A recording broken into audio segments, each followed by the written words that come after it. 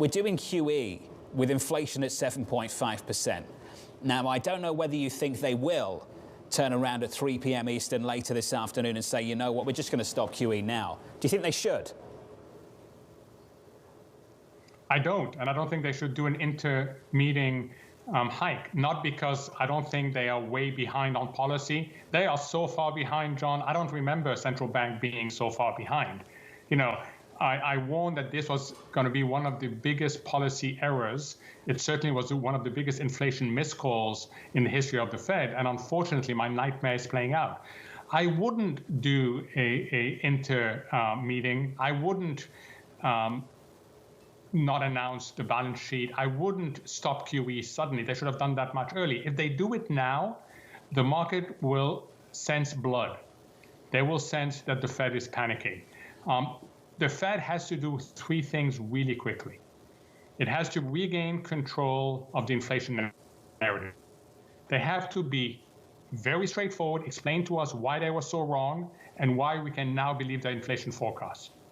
Two, they have to regain control of the policy narrative. They have to give us some sort of sense of what the soft landing looks like. And then three, importantly, they also have to show a lot more humility. Part of the problem that the Fed had is it got itself held hostage by views it took earlier. Look, this stuff is doable. It's really hard at this point. But it's doable. But the leadership has been completely silent. We haven't heard from anybody that's viewed as mattering on the FOMC.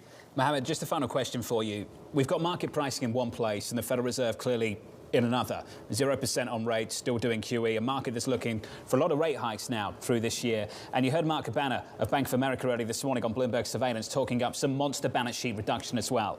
RBC said this: the current pricing is close enough to the hawkish extremes of likely outcomes that the risk-reward of fading it is too attractive to pass up.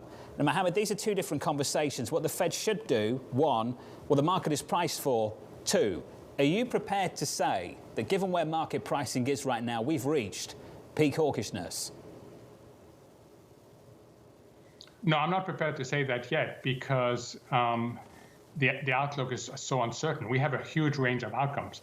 What I am prepared to say is that if the Fed ends up hiking 7 times this year, and if it ends up starting with a 50 basis point hike, yes, inflation is going to come down, but it's going to come down at a massive cost to livelihoods, to the economy, to everything else. So it's going to be a very delicate balance. This is important not just for the bond market, it's also important for the equity market. The equity market is still comfortable based on two things: earnings, which have been strong, and the behavioral conditioning. The earnings become in play if ever the Fed overdoes it and we end up in an unnecessary slowdown, which I am concerned about, John. That's the policy error. Having gone too slow, that then forced by the market to go too fast, and the economy gets sacrificed. And that would be tragic if that were to happen.